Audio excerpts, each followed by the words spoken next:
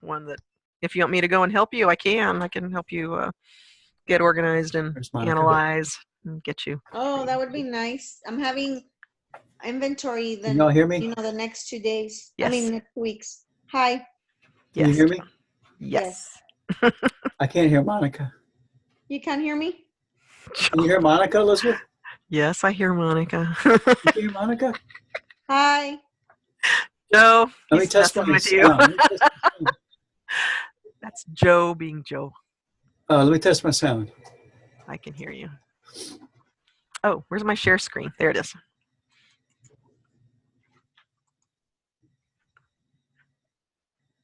Can you see my simple changes, Monica? What changes? Here, now? Oh, yes. Okay, good. Okay. Tomorrow's kind of an unusual day for our office, so there'll be somebody here from 8:30 till 11:30. And then there will be nobody here until... Okay, when does it start officially? All of us are out at campuses and Joe? inventory Yes. and whatnot. When does it start? You can come between 8:30 and 11:30 to pick it up. Teresa, Just looking for my... you can come after 2:30, or I would be willing to bring it to you on my way to a Okay. in the morning. I'd have to drop it off between 7 and 7:15, and I don't mind doing that. Give me a call. I'm at the office till 5 today. My extension is 8. Thank you so much. Mike, is that a book fair poster? You see me? Is that a book fair poster, Tony Rummel? That way she'll have it and she'll... Oh, yeah, you could see it. Yes. The kids put them up in the Cute. TV room. Yeah, that was Bobby's, my son. He loved to get those posters, and Yes. it's fun. Love book fair. And then we have a Spurs one. Cool. You have good taste. Shall we get started? Joe? Yes, you're good to go. All right. Oh, Monica, I just Yes. need you to email me, Monica, your e-number, please. Okay. I give it Now to I you? can hear you. Awesome. Thank you. Do I give it to you or email it? Actually, you could just, Well, you're for recording, aren't privacy, you? you could email it to me, Yeah. This is being recorded. please. Okay. So you can get credit. Oh, yes. Uh-huh. Thank you. You're welcome. Okay. Well, Monica, since it's just us, stop me at any point and ask me questions if you'd like, okay? Okay. Okay, so this is about simple changes that you can make to help you save time and improve your library service. Oh, Pam's here too. Pam Walters. Pam, yay! Welcome, welcome. We're just getting started. Okay. Awesome. All right, so Well, I had to go find a computer with a camera. there you go. Okay. But Well, now I'm sorry I did. Well, feel free to stop me anytime if you have any questions, and it's an Okay. intimate group, okay? So these simple changes are what you can make to help you save time and improve your library service. So when you save time, that means you have more time to do the things that you really want to do. Uh-oh, let's see. Okay, so I'm Elizabeth Rush. I'm a 20-year librarian, just so you know where I'm coming from. Besides my MSIS, I have a bachelor's in business administration, which makes me kind of businessy oriented, you know. I'm an entrepreneur, an inventor, and an author. And because of those three things that I like to do in my personal spare time, I end up collaborating with engineers, architects, lawyers, doctors, physical therapists, and public health officials to get this information that I have and I'm about to present to you. Woo.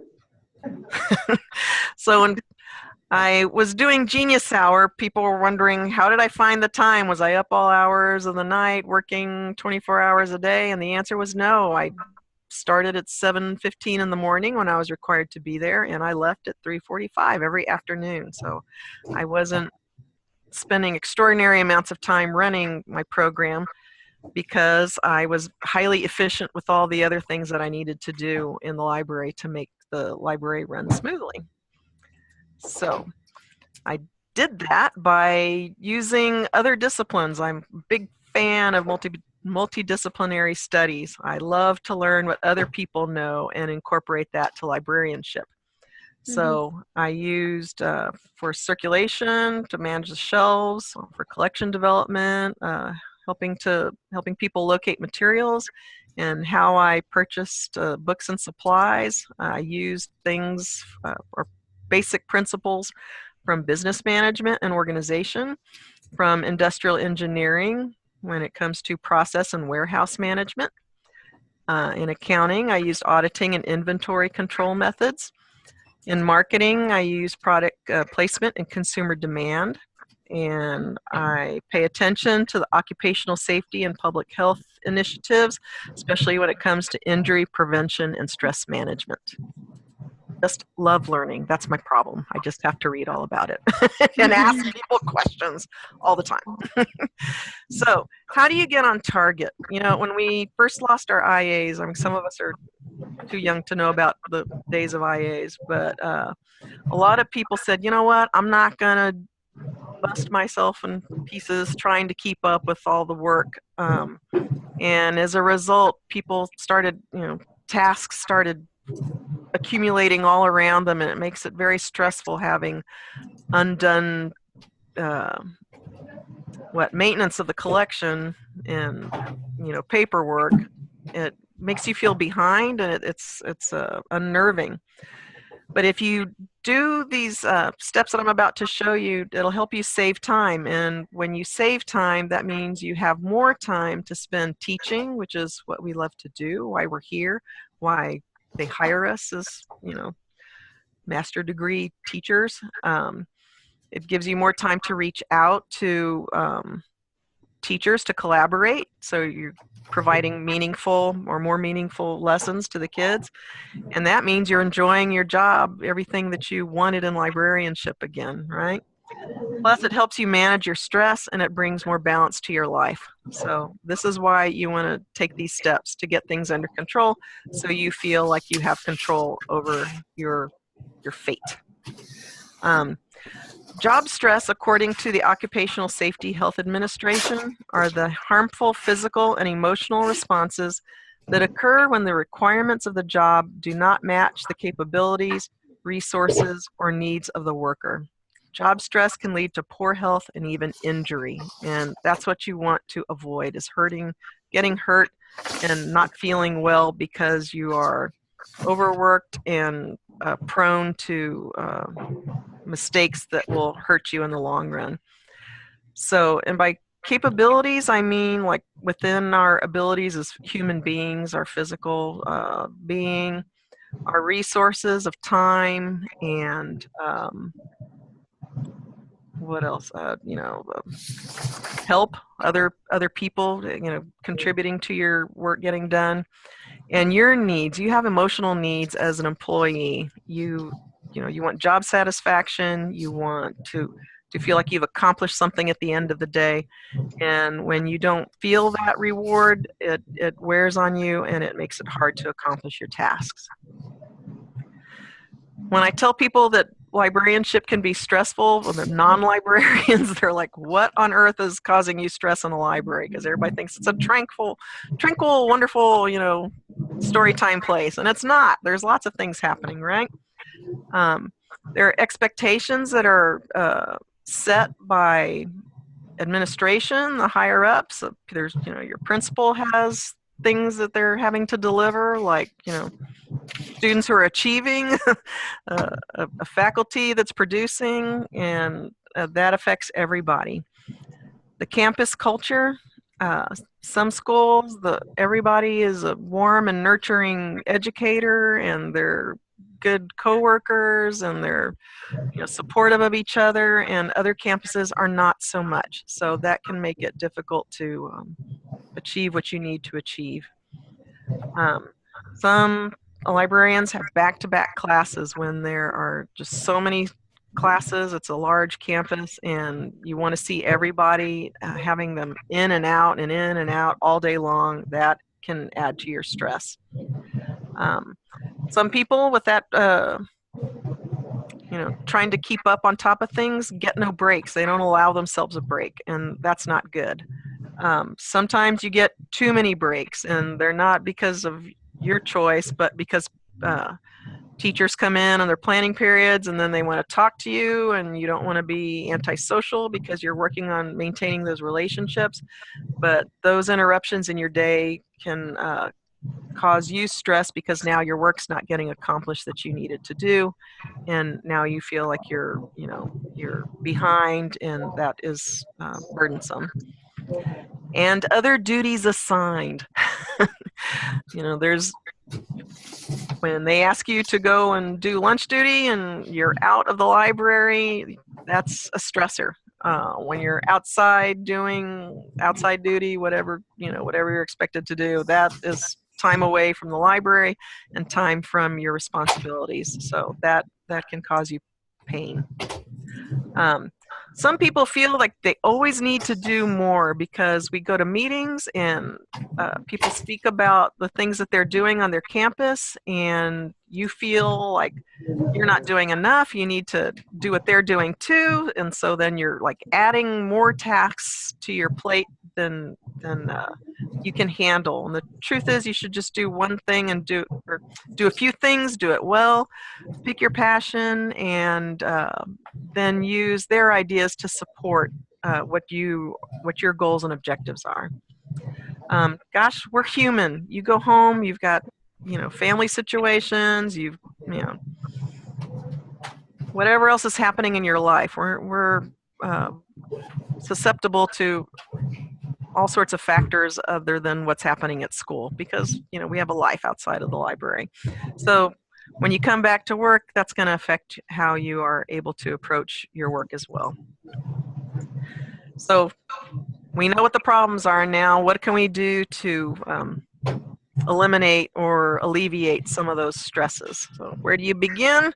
I say start out by decluttering. That is just the number one thing to get off of your out of your way, is all the extra stuff that has nothing to do to help you get your job done. So you keep only what is necessary to do the task at hand in that space. So that means, let me tell you why you want to do that. Because some people think, oh no, I need all my stuff around me so I can do my work. And really you don't, because according to Psychology Today, clutter creates a brain dance, an agitation, and an inability to think clearly amidst the stuff. Our clutter makes noise, and it keeps us upset and churned. So really what it is just like a big looming to-do list. You see all that stuff all around you. So, and it makes it hard to accomplish your tasks. So start out with your desk, clear your desk off. If you have like lots of papers, you gather all of the papers and put them in a stack so your space is clean, and now you just have that one stack of papers to deal with, and start from the top. And if the first paper is an old sticky note that you don't know what it means anymore, put it in the recycling bin. If it's a paper that needs to be filed in a binder, go ahead and punch those holes and stick it in the binder and put it where it's supposed to be. If if you can scan it and put it in a Google Drive, do that so you keep those papers out of the way. So that's a good start. Acknowledge this, that there's public space and then there's also personal space in your work environment. So public space is all the open space in the library. So it's where the stacks are, where the tables are, the computer labs, all of that. All that needs to be cleared of all of your personal stuff. I know elementary libraries, we like to have puppets and all sorts of decorations on top, but really that's a workspace too, and all the extraneous decorations need to be kept at a minimum because that space needs to be task ready. And the task is for shelving, it's for students finding materials, it's for people coming in and needing to have meetings, whether you're prepared for them or not. So your library needs to be ready to move. The table's clear of stuff so you can move them around as required. Also, there's public workspace. The public workspace is a circulation desk. That is not a place for personal mementos and pictures and stuff. A supply station is that you leave there for the students to get whatever they need. That is public space. That should not have decorations on it either, other than what is attractive to the kids for them to get their stuff. Processing stations, if you're going to have volunteers or Pam, you have an assistant, that's not personal space either. That's a workspace for people to walk up to. You should only have the tools that you need to accomplish that task there. Your office, it's more personal, but still it's a workspace, right? So I would say keep just the minimum amount of things to make you comfortable and happy to be there at work, to know that that's your space. But also you need the desk space to, work on your purchasing, if you do some of your processing there, to look for materials to purchase. That should be clear of clutter also. But of course it should be comfortable because that's your space, right? So this is a before and after shot of a AV room. It has had a lot of obsolete technology, and none of those audio and the DVDs and CDs were available or accessible. So once all the old stuff, the junk is cleared out, now all the things that are important and relevant and useful to teachers and to the librarian are now easily accessible, and that's the effect. It's more pleasing, inviting, and you want to just go and get stuff out of there and use it. This is an office, a My back God. office. Yes. So what happens is once your desk is full of clutter, right? When you come in the morning and you've got bags and all you can do is start dropping them off to the side, and now you can't get to the other stuff that's underneath, right? So we just started out with bags and emptied them and got rid of stuff that didn't belong, put things where it belonged, and before you know it, look at the beautiful workspace now. So that just feels more inviting and like you just want to go in and tackle your job, right? All right. So the next thing to do is look at your daily routines. This is engineering process management. And so what you want to do is try and everything that you do have a circular flow in your space. So you walk through the door. You also want your students to walk through the door, go to the circulation desk, go to the stacks, go to the computers, exit the door. So it's like in a circle, right? Or if you have a flow through, you want them to start on one end and pass through and go out the next door. So you just want a continuous flow in a direction without doing relays back and forth, right? So how do you do that? You can either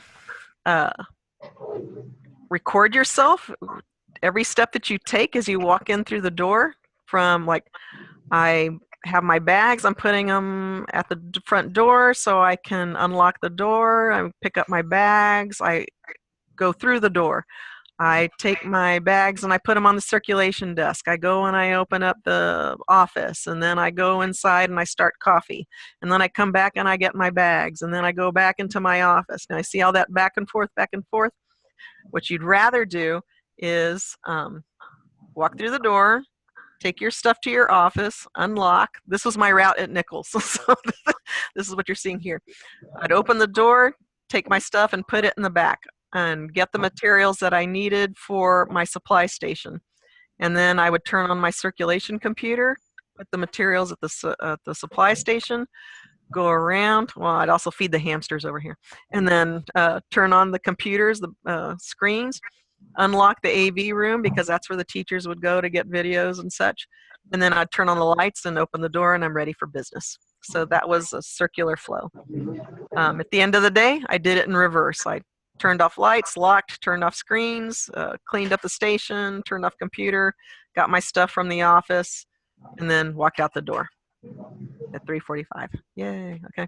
So that's the process. And you're going to feel a little OCD when you do this at first, and it's going to be a struggle. Like you're going to want to drop stuff and go back and forth. But if you are aware of your actions and you concentrate on them at first and make sure that you do not go back, you just go forward, you'll be happy that you did, and then it'll become second nature to you.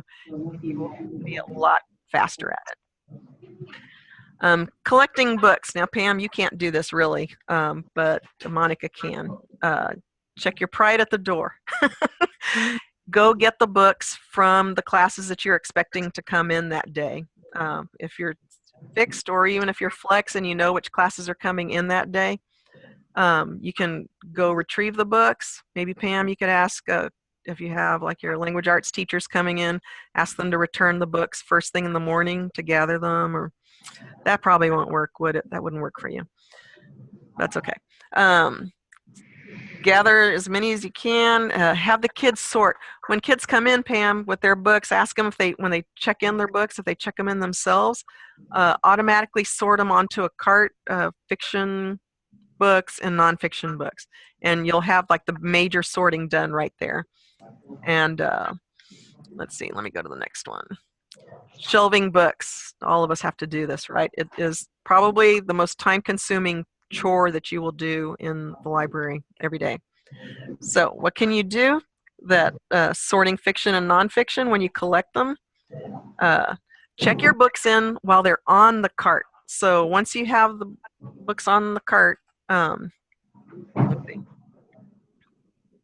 You're going to scan from right to left instead of starting from left to right, because when you do left to right, you're pulling and pushing, Okay. right? Can you see this? Yes. Pulling and There's pushing. only 3 or 4 episodes each season. You would rather do this. Pull a chunk and push. Oops, hold on. It's always the first one that's hard. Push and push and push, Really push, hard. Mhm. push. See that? Some of them are good and some of them aren't. But this season, I think season 4 was the best out of Pam? all of them. Oh, I have a teacher talking to me. Okay, we can hear. Okay, No, I'm on a bit. so You're on TV, Chris Watson. start from the right, go to the left, because all of our barcodes are on the front edge, front left-hand corner of the book, right? Mhm. So that just saves a lot of time. The push and pull, push and pull. Don't do that. Ah, Push, okay. push, push, push, and go. Okay. All right. Once you get your books checked in, don't sort them on the cart, but put them in chunks. So like all your fiction A's, just put all the A's, all the B's together, C's. You'll probably have more S's and R's than others. That's what I had. I don't know if you'll notice a trend. The ones that there's like a lot, you just stack them. Don't worry about making them stand up because they're too big and you're struggling, right? Once you get them in chunks, take all your 0-hundreds and lay them on top of the shelf where they belong, where the 0-hundreds go. Take all your 500s, probably a bigger stack. Stack them on top of the shelves, and then what that does is it helps your volunteers or the students get the books where they belong, which means they'll spend less time trying to figure out where the books go, and the books will end up where they're supposed to be on the shelf, and that means people spend less time hunting for books, right? Mhm. Okay. That's called staging books, so you want to do that. That is like a big time saver. Plus, if you're shelving by yourself, whenever you happen to be around those unshelved books, you can put them down yourself, casually. It's not like you're having to make this big effort dragging a cart around, right? If you're going to stage, which I hope you do, make sure you accomplish it today. Don't let them stack up day after day after day, because now you've got another big chore to do that's going to feel like you can't get over it, right? Try and minimize subsets of your books. So interfile as many things as you can. And what I mean is, like, if you have easy nonfiction and nonfiction, try and interfile all of it together, because that saves time not just for you for the sorting, but it also saves time for the student who goes to a section looking for a book and can't find materials at their level, and now they have to make the walk of shame to the easy nonfiction to find something easier for them to use. So it's a good idea just to keep it all together, so like that they can find the research materials that they need that are at their level. You still want to keep picture books in their own section, your fiction in its own section, the nonfiction in its own section. If you have a large foreign language collection, you might want to keep that separate. If you don't, then maybe just interfile that. But keep your special collections proximal, which I mean, like if you have Your Bluebonnet or Lone Star, those are all fiction, right? So you want to keep your Lone Star books in the fiction section, and you want to keep your Bluebonnets in the fiction. Some people like to call some weird animal books, scary books, so keep those in the science section, just so they're close by and you don't have to go all over the place trying to reshelve and sending people to go locate those books. Your annual tasks, and by that I mean inventory and reporting, you can make that zippier by with inventory starting from 999 and then move towards 0 because of that same, our barcodes are on this side. So you start from the back and then work your way around to the beginning.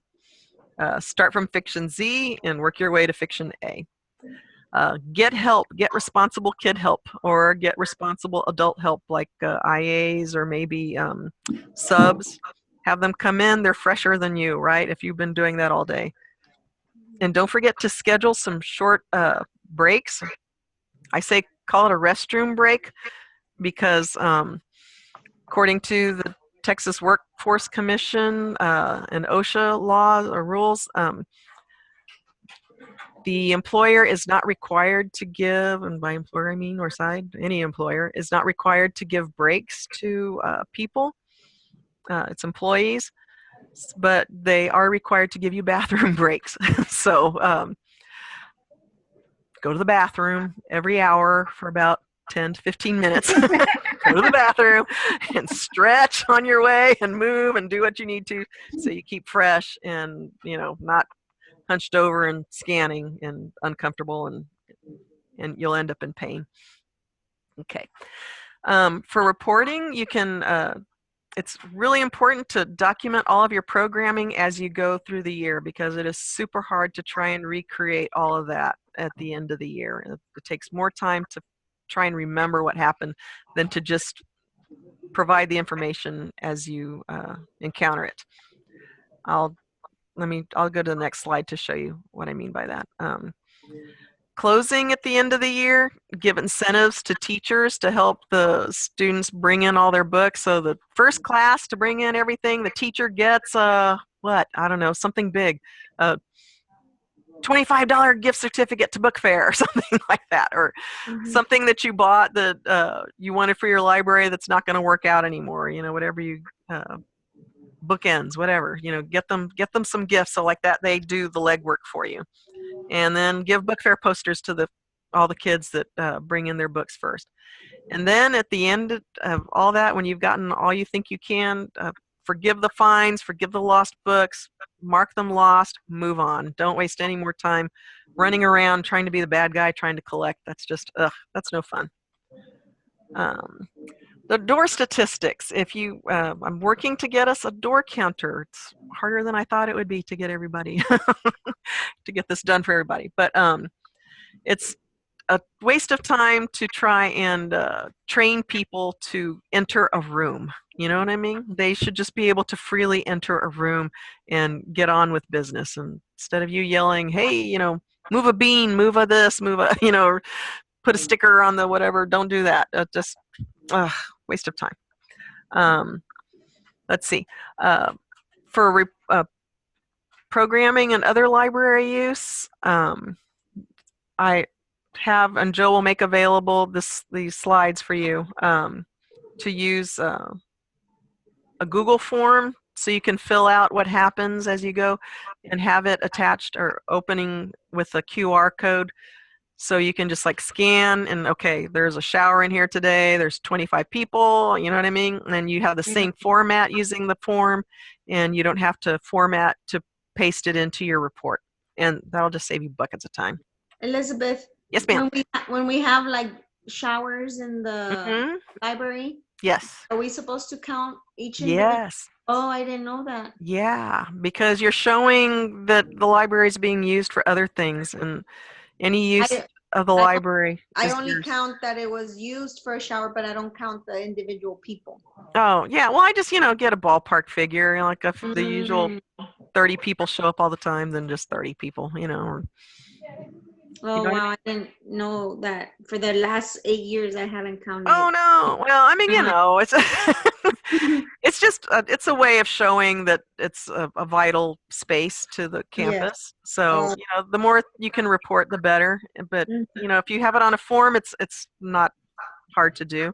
Right. I used to just sit and kind of, as I'm having my cake or whatever, Mhm. count people and then make a mental note and then put it in my report. I'm running out of time, I think. How much time? 7 minutes? Okay. Take care of yourself. This is so important. An ounce of prevention is worth a pound of cure, right? This is my public health officials telling me this. And Joe tells me this all the time. Stress management is so important because it really does affect your health. I am seeing that more people are getting injured as they continue through their work here. And it's mainly because we're not taking care of ourselves.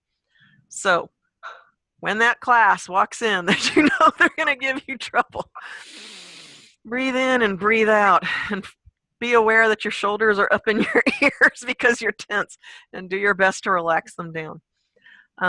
Check your power zone.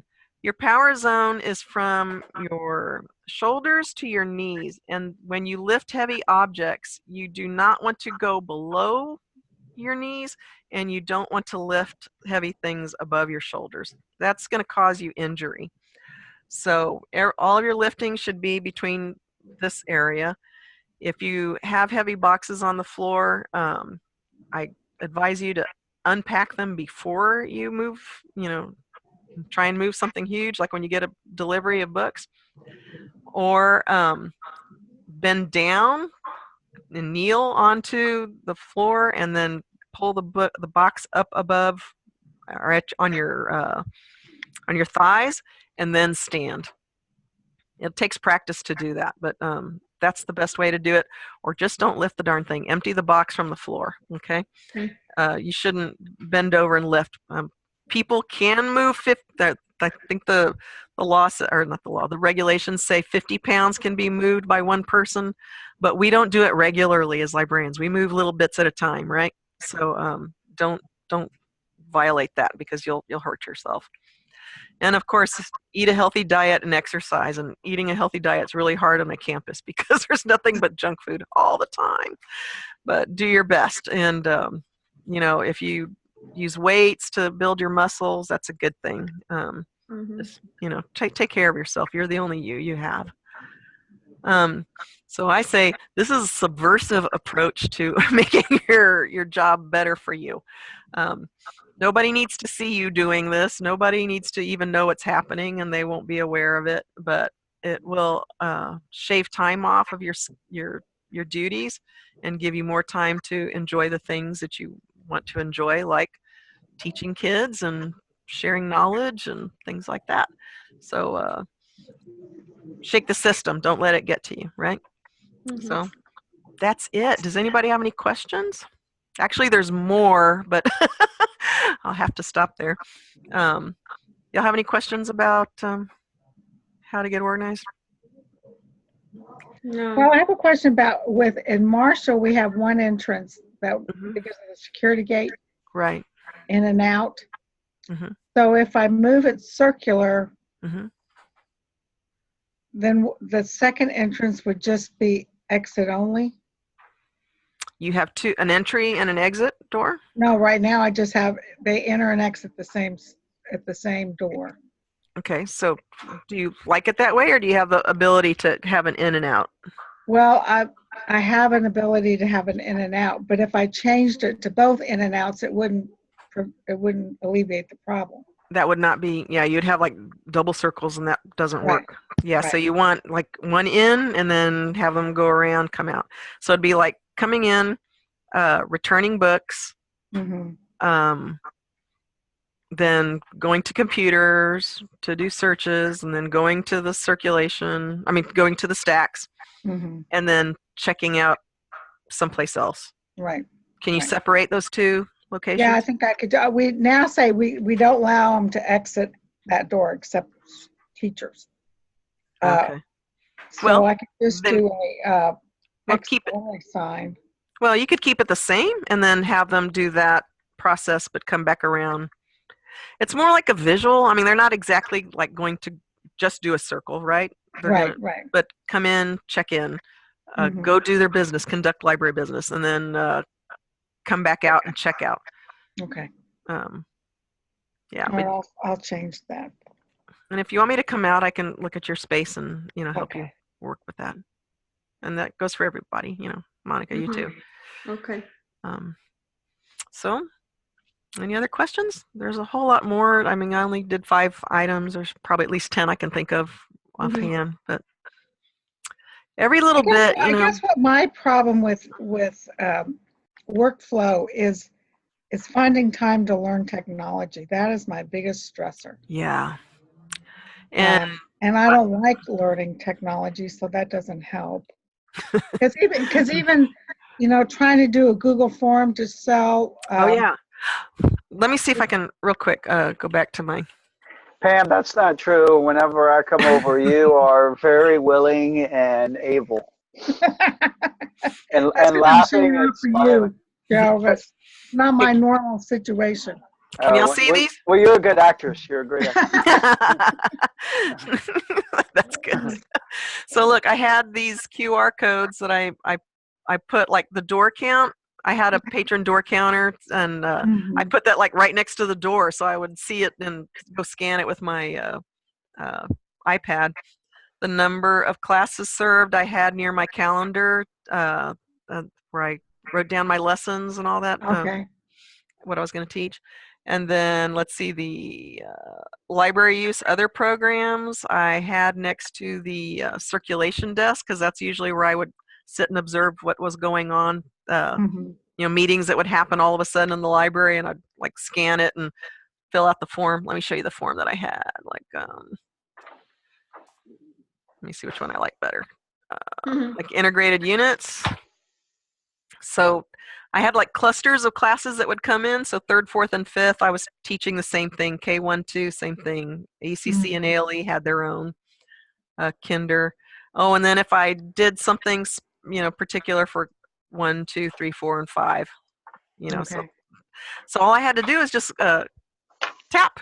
This was 5th grade. This was the lesson that I did, and then I had like typical numbers that one class was 20. Or the bigger kids, 25. 80 was, 1, 2, 3, 4 classes. So that was like my 5th grade, and then 60 was 2nd grade. There was only 3 classes. So I didn't have to count every time, you know what I mean? I was just punching on that form. Okay. And then at the end, you get, like your, you can click on your spreadsheet and then copy and paste it without formatting. Is it time, Jeff? Yeah, 1 minute. Copy and paste without formatting, and it just looks beautiful. I mean, it's just like you don't even have to worry about spacing on your annual report. So that just saves buckets of time. And Yeah, like that. You're gonna be sharing that, yes, absolutely. or we make our own. Thank you. So there you go. Yay! If I can help you with anything, let me know. I can't emphasize that enough, because it's kind of hard to like critique yourself. But if somebody comes in and says, "Oh, look what you're doing," you're going, "Oh my gosh, I didn't realize I was doing that." That might help. Okay. So You're gonna share the forms? yes, Okay. absolutely. Thank you. Elizabeth, thank you so much. That was an awesome presentation. Welcome. Yeah, thanks. I now I know that the laptops are easier to do the Zoom than the iPads. Oh, good. Yeah. Yeah. That's good to know. Yeah. Cool. Awesome.